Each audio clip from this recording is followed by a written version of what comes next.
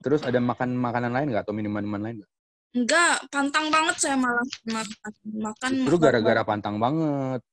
Iya, sebelum pas Januari kena ketawa Justru sama gara-gara saya. pantang banget. Maksudnya kalau kamu terlalu pantang, kamu jadi kekurangan karbohidrat, protein ya udah pasti kelingan. Itu anak SD aja Tapi saya kelingan. udah minum B-kompleks juga, Mas Erik udah 3 B-kompleks bukan botol. karbohidrat. Bukan karbohidrat. Karbohidrat protein mah dapat dari Nasi ya? makanan. Tubuh kamu butuh banyak energi kan karena kamu mikir. Terus tubuh tegang karena stres. Iya, Itu kan emang. mengisap energi banyak. Sedangkan kamu makannya kekurangan protein karbohidrat. Jadi nggak ada yang tubuh kekurangan, dia pasti kelingan itu. Soalnya percuma ke dokter saraf kalau kitanya stres terus. Masa Iya, gini, kalau kita stres, kita anxiety ya. Anxiety kan takut, cemas akan semuanya. Ntar dia takut, begitu takut dia cemas. Begitu cemas dia stres akan kecemasannya. Jadi tubuhnya akan tegang terus, ototnya semua tegang, sarafnya semua tegang. Dan jika itu tegang berhari-hari, ya akhirnya ya apa ya? Ya saraf tegang, akhirnya kena gangguan saraf, kena gangguan otot. Kamu ke dokter saraf ya percuma. Kata dokter saraf, ya ini yang bikin tegang apa? Pikiran. Ya udah pikiran dulu sembuhin. Gitu. Saraf paling ngasih obat pelemah saraf, pelemas otot. Jadi gitu doang. Cuman maksud aku, kamu takutnya kenapa? Pas dengar berita kematian, kamu takut itu terjadi ke kamu sendiri? Iya pasti kayak gitu. Jadinya kan kita jadi, kalau gue pribadi sih gue jadi kayak dokter lagi gitu loh. Maksud nggak kayak sok-sok jadi belaga kayak dokter gitu. Self diagnose gitu kan maksudnya. Jadi kayak gitu. Jadi intinya gitu. kamu masih takut sama kematian? Yes. Berita-berita seperti itu. Tapi itu gue juga nggak ngerti. Padahal tuh. Jadi badan udah nggak enak nih kan. Badan nggak enak. Udah gitu kamu dengar berita negatif, anxiety kumat. Bisa jadi. Itu. Terus sama kalau untuk takut matinya emang harus diselesaikan gitu. Nah itu. Gue tuh sampai sekarang masih belum tahu tuh gimana ya caranya. Nah itu kemarin udah dikasih tauin yang kemarin ikutan. Ya, Suruh breakdown itu maaf. kan jangan jadi orang pemikir juga gitu. Enggak, kan. no. Minta maaf sama orang tua itu. Ada. Ya udah lu minta maaf sama nyokap, sama suami. Sekarang nih, gue tungguin. Lu minta maaf sekarang sama nyokap, sama suami. Ya, lu minta maafnya gini. Maaf ya kalau misalnya Gita cuma bisa ngasih mama segini doang. Kalau misalnya Gita nggak bisa ngebahagiain mama. Terus lu ngomong sama suami, minta maaf kalau misalnya gue hanya bisa nemenin lo sampai tahun ini, sampai besok. Gue minta maaf kalau gue hanya bisa nemenin lo sampai ini. Lo ngomong juga ke anak lo, minta maaf ya kalau misalnya mama yang dipanggil duluan. Oke? Belum kuat gue ngomong kayak gitu gila. Lo mesti lakuin itu, abis lo lakuin itu. Belum berani, belum ada kenyali sampai ke situ gitu loh, Kang. Lah, ya lo tinggal ngomong gitu doang. Nah, abis itu kalau perlu lo sholat tobat. Lo minta maaf sama Tuhan. Jadi lo udah minta maaf sama orang-orang yang lo sayangin. Abis itu lo minta maaf sama Tuhan dengan sholat tobat, minta maaf segala macem. Abis itu lo masuk kamar, matiin lampu, lo serahin nyawa lo ke Tuhan. Lo bilang, Tuhan, ambil nyawa gue sekarang lah. Lo mau ambil jangan gitu. Aduh, ngeri banget sih lo. Sekarang ambil, lo ambil. Emang gitu. Emang begitu. Ya ilah. Kemarin aku gitu loh, Mbak Gita. Iya. Seriusan gitu ya? Emang gitu. Oh, itu lebih efektif ya, Bu ya? Lebih efektif justru. Aku sampai sama ART pun yang ada di rumah. Emang begitu. Gak usah dipikirin, nggak divideoin aja. Kalau lo masih pertanyain, lo akan pengen udah tinggal lakuin aja ya. Tinggal lakuin aja udah. Jadi istilahnya Mbak prepare kalau emang Mbak bakalan mati hari ini. Prepare. Istilahnya intinya gitu. Habis itu masuk kamar, kasih nyawa ke Tuhan, bilang sama Tuhan, Tuhan, mulai malam ini, mulai saat ini nyawa gue punya lu. Lu mau ngambil kapanpun terserah. Oh, itu mungkin teori pasrah kali ya maksudnya. Mengikhlaskan diri teori ya. pasrah yang justru pada saat itu jadi lebih lega ya. Yes. Ya. Cobain aja. Ya enggak. Lo jangan mikir, lo jangan jadi sutradara ya. Lo mesti lakuin beneran ya. Kalau lo pakai otak enggak akan masuk. Ini lagi disaring Mas sama logikanya, harus lewat logika dia dulu nih. Enggak bisa kalau lewat logika. Iya, jadi Mbak Gita aku kemarin live loh ya Mas Erik. Iya, betul. Sampai nangis-nangis dia memeluk ibunya. Kita semua ngeliat itu. Oh gitu. Oh ya. Iya. Tapi lebih lega ya Bu ya rasanya ya. Coba aja. Lega banget. Ya itu aja sih Kang yang gue masih belum bisa move on itu. Karena dulu gue 2011 juga kan pernah ANSI. Terus sembuh tuh dalam 3 bulan. apa sih namanya tuh memang nggak sampai menyerang ke lambung sih. Gua ngerasanya sih gitu. Kalau sekarang kan udah sampai GERD kan. Enggak, jadinya kita semua bakalan nungguin lo nih ya. Sampai lo ngelakuin itu ya sekarang ya. Ah, gile Ya aja. Lo emang kenapa sih? Bener loh Mbak, bener loh. Apa nyawa kita emang punya Tuhan, bener. Lo setuju Iya nggak? tahu, ya tahu. Lo setuju Iya kan? tahu, tapi kan lagi nggak ada di sini orang-orangnya. Anak aja, anak. Anak aja dulu bilang. Maaf, Nggak bakal Mbak, mati, ya. Mbak. Mbak nggak bakal mati bener, nggak bakal mati beneran. Nggak bakal mati. Mbak. Enggak butuh Tenang nyali ya, butuh Besok nyali. masih hidup Butuh kok. nyali, keseriusan dan Kok gua butuh, deg-degan ya? konsentrasi. Ada yang deg-degan loh, Mas. Enggak, intinya kenapa orang-orang takut mati intinya adalah karena mereka masih belum bisa menyerahkan ke Tuhan. Intinya tuh itu. Kalau mereka Belum beneran ikhlas udah gitu ya. belum ikhlas gitu, kayak seakan-akan Tuhan mau ngambil gue sekarang, jangan dong, gitu. Kayak sekarang masih nolak, gitu. Sedangkan kan emang hakikatnya itu udah milik Tuhan kan, Tuhan mau ambil kapan aja terserah dia, ya kan?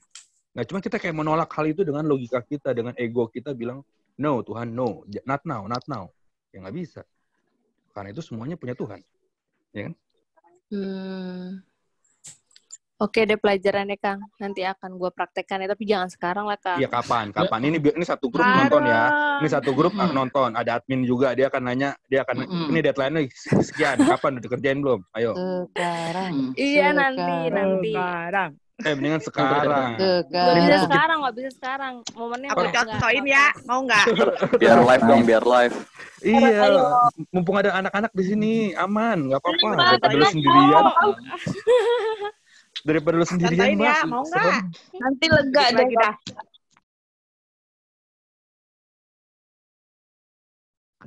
Terkadang saya masih suka ngecekin BAB Mas, maaf aja.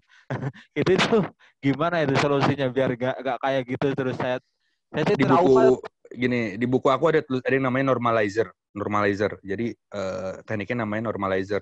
Jadi Mas ngelihat apa yang dikerjakan orang normal, Mas bandingin sama diri Mas sendiri. Normal nggak gitu. Mas lihat orang normal ada nggak yang ngecek BAB-nya? Enggak kan? Berarti yang Mas lakukan tidak normal. Ya kan? Gitu. Berarti Mas lakukan tidak normal. Nah, sedangkan Mas pengen bilang, Rik, gue pengen sembuh dari anxiety, gue pengen normal lagi. Gimana caranya? Ya stop doing what yang nggak normal gitu. Stop kerjakan yang tidak normal. Iya. Kita ikutin orang normal aja. Ke food combining. Apa ya? Food combining. Food combining. Ya gitu, food combining gitu. Jadi kontras banget dengan teori yang ada di dokter gitu, Bang. Jadi ya, nah itu dia makanya lu pilih aja mau ikut gua atau mau ikut dia. Ya, karena kalau di gua nggak gitu, ada kayak gitu-gitu. Ya, makanya katanya aja gitu. Makanya saya juga ya udah di.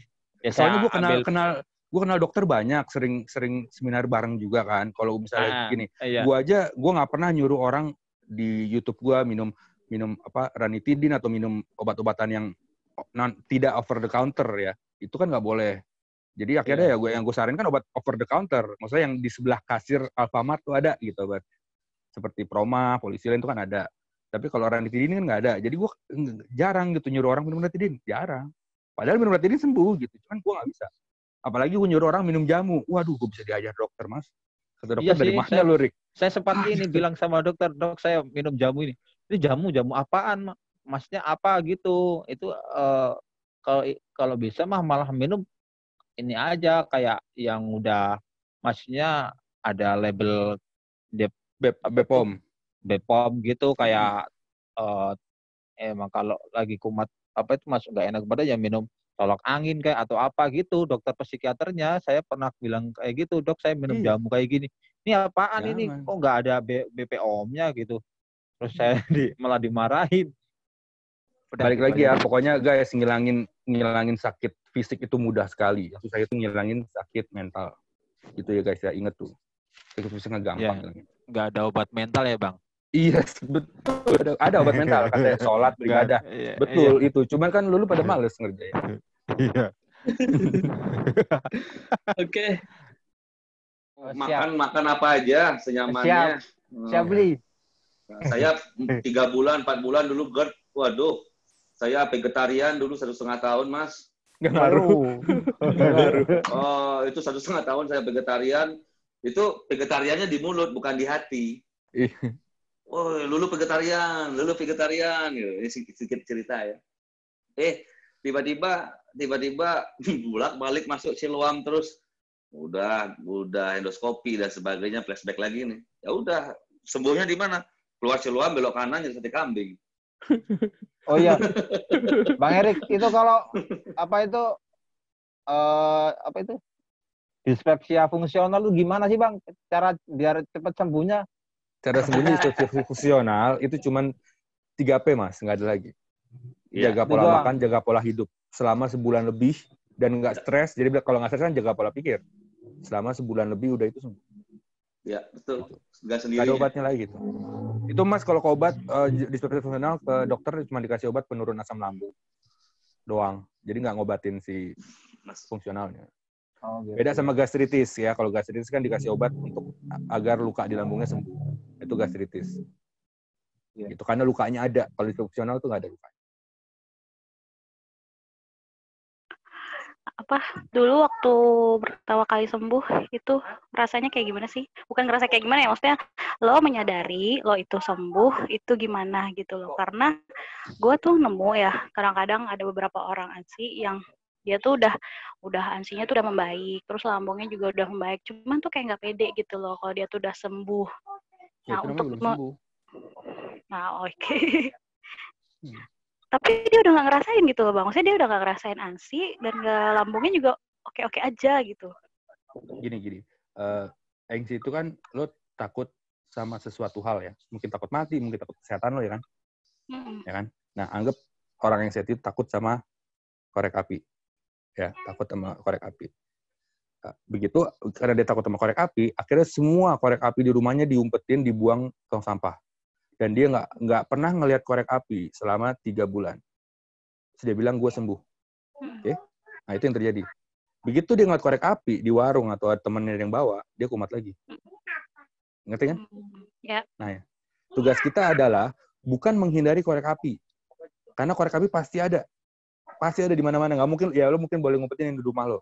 Tapi di tempat umum pasti ada korek api. Pasti lo bakal ngeliat ini. Oke?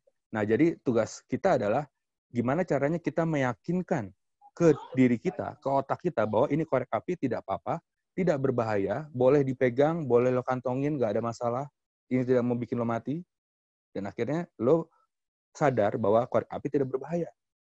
Dan akhirnya lo akan sembuh selamanya. Gitu. Itu baru dikatakan sembuh. Jadi lo mau lihat korek api dimanapun, lo nggak akan bunuh. Karena lo sudah bisa merubah pola pikir lo menjadi ini nggak apa-apa. Gitu. Nah, itu yang susah. Itu makanya gue bilang nggak ada obat untuk merubah pola pikir, nggak ada. Gitu. Jadi caranya ya mesti, yaitu tadi, jangan banyak mikir, terus teori self-exposure terapi. Untuk pertama, lihat pegang-pegang dulu korek apinya. Coba nyalain, bahaya nggak? Pegang, kantongin, bawa jalan seharian, oh nggak masalah, ya udah. Gitu. Itu yang susah. Berarti kalau misalnya nih Bang, dia kan nggak yakin gitu, berarti dia masih banyak mikir gitu ya? Iya, betul, pinter.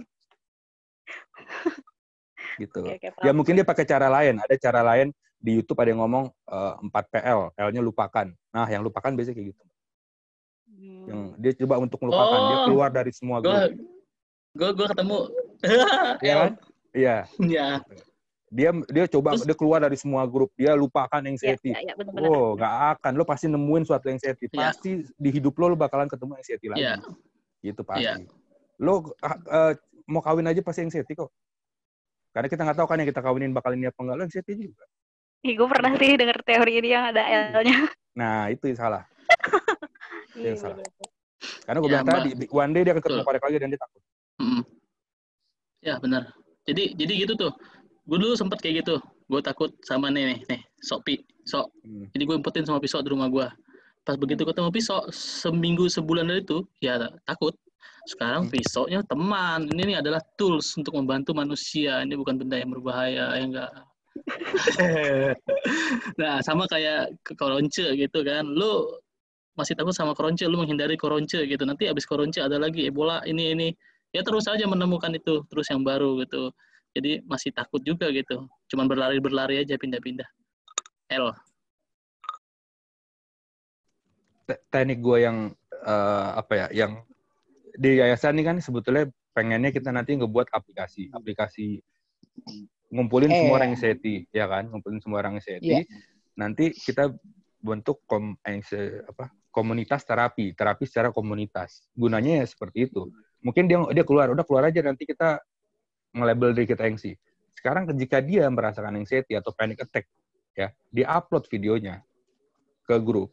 Ke grup kita mah nggak apa-apa, kita semua bisa bantu, kita semua tahu, oh gue pernah kayak gitu. Oke Mbak, tenang, pasti gitu kan. Coba dia upload ke grup kantornya dia. Kalau nggak dibilang gila, kalau nggak dibilang lu kenapa lu, pasti gitu kan. Karena orang nggak ada yang ngerti. Cara normal, cara alami untuk ngambil serotonin yang di kepala adalah kita harus berkomunitas. Kita harus hidup secara komunitas. Kita bantu orang di komunitas, kita dianggap secara komunitas, serotonin akan keluar.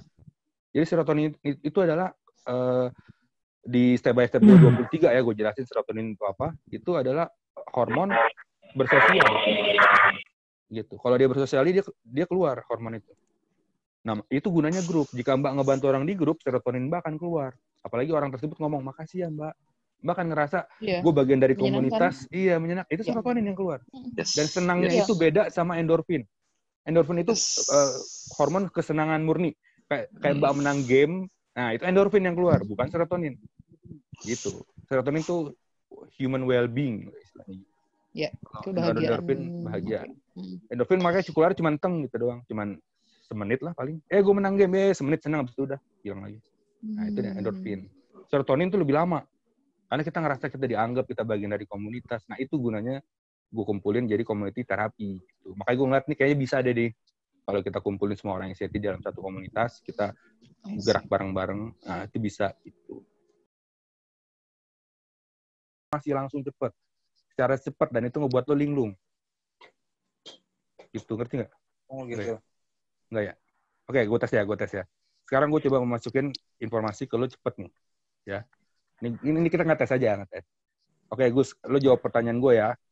Oke. Lo tinggal di mana, Gus? Rawamangun. Anak lo berapa? Kayak gue pernah ngeliat lo deh. Di mana ya gue pernah ngeliat lo ya? SMA lo di mana?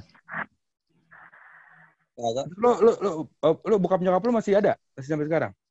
Apanya? Bokap nyokap masih ada sampai sekarang? Bokap nyokap masih ada. Terus lo anak kedua dari satu ya lo ya kalau nggak salah ya?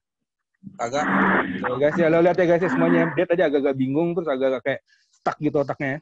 Nah itu tuh gara-gara dia linglung gitu. Dia kayak apa nih? Jadi kayak banyak informasi dalam satu menit itu ngebuat orang bingung. Kayak ini apa nih? Apa yang terjadi gitu. Dan jika itu terjadi tanpa ada orang yang nanya kayak gua, tiba-tiba aja terjadi, lo akan linglung gitu kayak, gua apa ya? Gua mau ngapain ya? Gitu. Kayak gitu. Nah itu yang terjadi. Kayak gitu guys.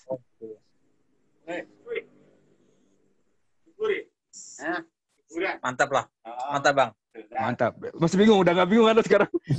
Jangan masih bingung sekarang. Erik nanya Bang. Apa ya? Jadi karena lo anxiety, orang-orang anxiety kan udah sering banget dia cemas setiap hari. Nah jadi udah langsung nyambung gitu loh, nyambung ke perut, nyambung ke otak, jadi otak jadi cepet pusing, perut jadi mual gitu. Jadi begitu lo ngerasa suatu perasaan tertentu, perutnya langsung bereaksi, jadi mual. Nah itu bisa dialihkan dengan cara lu jangan tegang, udah titik, jangan tegang, lo relax. Makanya jangan banyak cemas ini itu, gitu lo relax. Ya di buku gue ada Brain and Gut Axis, di buku gue tuh ada gituan. Jadi itu apa yang terjadi di sini terjadi juga di sini gitu. Jadi makanya kemarin gue kasih segitiga ya, itu penting banget tuh. Coba lihat mukanya, ya gue mau tahu yang penakut tuh kayak gimana mukanya, coba lihat. Nah, ini mah aku yang kemarin, tar dulu. Aku udah pakai data. Iya kan nggak nyampe dada, ngeliatnya nyampe muka doang. Tar dulu, sebentar. Nggak apa-apa, pakai dasi kita cowok-cowok merem kok, bener. Jadi deh. Gue nggak ngeliat, Mbak. Gue nggak ngeliat. Kita merem semua di sini. Ini mah aku yang kemarin, Mas Erik. Oh, lo penakut? Iya, aku kemarin ngisi data webinar aja takut banget. Tapi setelah diisi nggak apa-apa kan?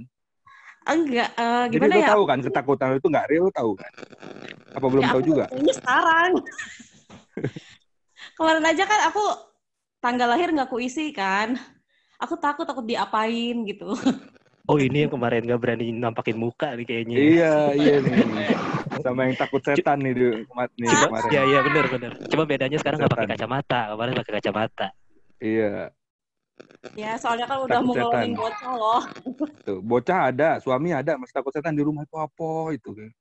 Kalau lo Enggak, sendirian di pokoknya- rumah dan rumah lo itu adalah rumah kosong bongkaran, gue setuju dah lo takut. Tapi kalau di rumah sendiri, apalagi lo ada suami, ada anak, aduh, kenapa takut? Iya. Oke, jadi gini Mbak, kan kemarin udah gue ajarin ya, biar lo nggak takut gimana ya. Pertama, GERD itu kan reflux, jadi asam lambungnya reflux, naik reflux tuh kayak di set gitu, jadi dia naik set turun lagi. Naiknya itu ke sini ke tenggorokan. Nah, organ tubuh yang kuat terhadap asam lambung tuh eksit banget ya. Maksudnya asam lambung tuh jahat gitu, ngancurin daging. Organ tubuh yang hanya kuat sama asam lambung hanya lambung. Jadi jika asam lambung keluar dari lambung, dia bisa ngancurin tenggorokan gitu. Makanya orang-orang yang dimasukin kamera, tenggorokannya kalau GERD tuh hitam, ada yang gosong. Karena kebakar asam lambung, iya. Itu disebut penyakit GERD. Nggak serem lah, nggak akan serem. mati. Nggak akan bisa mati. diobatin itu. Bisa diobatin. Yang sekarang nih, saat ini banget nih saya rasain tuh. Nah, itu masih tuh pegel nih sebelah kiri nih. Iya kan sekarang gini, posisi banget tidur di sebelah kiri. Tidur aja udah naikin asam lambung. Bertopang di tangan kiri. Terus Mbak bilang tangan kiri Mbak baru pegel. juga rebahan, Mas. Dari tadi duduk juga. Udah kelihatan, Mbak juga sering ngadepnya kayak arah sini kan tidur kan? Kagak. Coba. Kalau ketahuan tuh malu banget rasanya ya ampun. Iya, emang ketahuan malu. Tapi gimana ya? Tapi emang iya sih susah sih ngilangin penyakit kayak gini ya. Yang betulin itunya sifatnya, jangan rebahan, makan tepat waktu. Mas, aku nggak rebahan, ini baru aja rebahan nih gara-gara. Sebelum tapi keseringan nih tunggu tahuan posisi PW-nya tuh tempat tidur duduk gitu ngadep kiri. Ya udah gitu ngomong, Mas kiri gue kenapa ya? Ya iya lo tidur pegangan sini terus. Terus suka sendawa ya? Ya iyalah, kan gas lambung tinggi. Suka kentut juga nggak? Sama keluhannya Suka kentut ini nggak? banyak banget. Emang nih kalau punya penyakit anxiety banyak banget ngeluhnya. Iya emang, udah gitu nggak dikerja-kerjain. Ngeluh doang. Iya emang bener banget itu. Iya, udah gitu maunya sembuh, capek. Ngeluh mulu dikerjain kagak. Iya. Yang kedua gue kasih tauin, jangan rebahan setelah 2 jam makan. Nah, gua kemarin habis makan langsung rebahan kali ya. Bagus. Barusan juga lu lebahan. Yang gue bilang tadi bener, awal, lu rebahan. Bener. Pas makan aja belum, udah niat dia, udah feeling nanti mau kumat malam. Iya, udah di setting. Kadang-kadang kalau dipikirin gitu malah jadi ada gitu. Karena Mbak pernah merasakan yang rasa kecekek di leher, terus itu jadi trauma. Jadi disebutnya PTSD, post traumatic syndrome. Jadi Mbak trauma kalau lehernya bakal cekek lagi. Padahal itu penyakit yang dulu. Itu kejadian gitu. Udah 2 kali. Iya, yang pertama itu sempat sembuh, Mas. Jadi sebulan itu sempat sembuh. Habis itu langsung lagi habis itu kemarin saya bilang habis aerobik itu terus makan kacang hijau, langsung minum itu tuh langsung minumnya tuh langsung masuk gitu aja loh tanpa ada proses. Bukan kacang hijau, ketan hitam kali. Kacang hijau nggak gitu. Ketan hitam. Iya, ketan hitam yang bikin kumat lambung. Kacang hijau nggak. Nah ya itu berarti kan asam lambung naik, akhirnya bikin nyekek. Ya, terus Mbak malah jadi jangan-jangan gue kalau makan kecekek lagi enggak. Jadi sebetulnya itu efek dari asam lambung. Jadi Mbak jangan takut, Mbak harus beraniin makan. Nah itu pas makan malamnya aja itu Mas yang susah. Karena mungkin kejadiannya saat itu malam pertama kali, terus Mbak rasa malam. Terus Mbak rasa pengen mati kan, jadinya ini gue kenapa gitu panik, dan akhirnya itu kerekam ke alam bawah sadar Mbak, dan Mbak takut terasa itu datang lagi. Gitu. Iya itu udah hampir mau 9 bulan loh Mas. Hipno sudah, sekarang kan masih konsumsi obat psikiater, cuma obatnya apa saya nggak tahu karena obatnya itu racian. Ya. Nggak apa-apa Mbak. Apalagi udah makan obat psikiater, harusnya udah nggak takut lagi. Kalau saya bilang sih nekatin aja udah makan malam. Mbak nggak makan malam malah tambah parah, malah beneran kecekek gitu. Karena Mbak udah takut kecekek, plus Mbak nggak makan malam, wah. Jadi asam lambung beneran naik itu. Dan bayangan Mbak kecekek. Iya Mas, sama jadi kayak takut keluar gitu. Iya pasti, kita juga semua gitu yang anxiety. Awalnya penyakit sakit lambungnya kumat, asam lambungnya naik, dia kelingan, dia mau pingsan, akhirnya dia takut keluar rumah. Itu semuanya kayak gitu Mbak. Makanya kita ngumpul di satu grup. Itu gara-gara itu. Cuma yang saya takutkan itu makanannya tuh ganjel di tengah tenggorokan gitu loh Mas. Jadi kayak nggak bisa turun gitu. Nah, jadi kalau semakin dirasain semakin dia ada ganjelan di situ. Iya, baru bikin takut. berapa ya? Jadi langsung cemas gitu. Nah, itu yang ditakutin tenggorokannya macet gitu, nggak bisa. Ya itu, kalau Mbak takut, Mbak nggak akan makan. Kalau Mbak nggak makan, akan ada 2 kejadian. Asam lambung kumat, dan Mbak akhirnya kecekek. Ya, itu kalau Mbak nggak makan. Tapi kalau Mbak maksa makan, kemungkinannya hanya leher cekek, asam lambung nggak kumat. Jadi mending pilih mana? Makan, Mbak. Efeknya langsung cemas gitu. Ya udah, oke. Coba ini mumpung ada gua dan ada 30 orang di sini ya. Coba Mbak sekarang makan. Kita pengen lihat. Makan sekarang coba. Cekek gak? Aku tungguin. Ya, aku temenin. Coba makan sekarang. Apa, Mbak? Nggak berani, Mas, belum berani. Nah, coba. Ini ada kita nih semua nih. Rame loh di sini. Coba. Ya, coba. Tadi udah makan terakhir jam 6. Insya Allah bisa, Mbak. Iya, masa makan videonya, Mbak. Liatin dong wajahnya. Semuanya makan. Tuh makan tuh. Cerunisa makan tuh. Aman. Kalau nggak makan nanti kambuh. Kalau nggak makan malah kambuh. Nggak apa-apa, coba makannya sesuap. Nggak apa-apa. Itu hanya perasaan Mbak aja. Itu sama kayak orang ngerasa ada makanan nyempil di gigi, dia cari-cari pakai lidahnya terus, padahal udah nggak ada ya, dia mau dicari terus pakai lidahnya. Itu sama kayak gitu, Mbak. Kalau Mbak makan sekarang dan tidak terjadi apa-apa, besok Mbak akan nggak takut lagi. Besoknya lebih nggak takut lagi. Ya. Ayo Mbak Riri, kami ada di sini. Yuk, pelan-pelan ya. Jadi Mbak, ini kan kita kan komunitas nih, habis seminar bareng, kita kasih ilmu, habis itu kita gabung ke komunitas WhatsApp bareng. Itu kalau kamu kumat, kamu bisa videoin dan semua orang di grup itu bakalan tahu mesti ngapain. Beda sama grup ibu-ibu kamu atau ibu-ibu RT, beda ya. Kalau kamu upload video kamu kumat itu, kamu bakalan diketawain, bakalan dibilang aneh. Tapi kalau kamu upload video kumat di grup ini nggak apa-apa, orang udah tahu semua. Gitu kita ya, gue juga dulu gitu. Justru untungnya di sini gitu. Jadi gimana, mau makan atau enggak? Udah ini Mas, atau ada yang mau nanya yang lainnya? Makan. Oh udah. Sesuap. Bisa kan ketelan? Bisa kan ketelan? Nggak kumat kan? Bisa. Ya, besok coba lagi Mbak. Besok akan lebih berani lagi. Besoknya Mbak coba lagi, akan lebih berani lagi. Oh iya. Jadi ada kemajuan. Bisa kan makan kan? Bisa makan, bisa minum ini. Ya udah, Mas. Selamat. Tidak seperti yang Anda takutkan. Iya. Kasih apresiasi, Mbak. Nggak apa-apa, Mbak. Itu Egi biasa makan teman, nggak apa-apa. Makasih ya Mas Udik ya. Iya.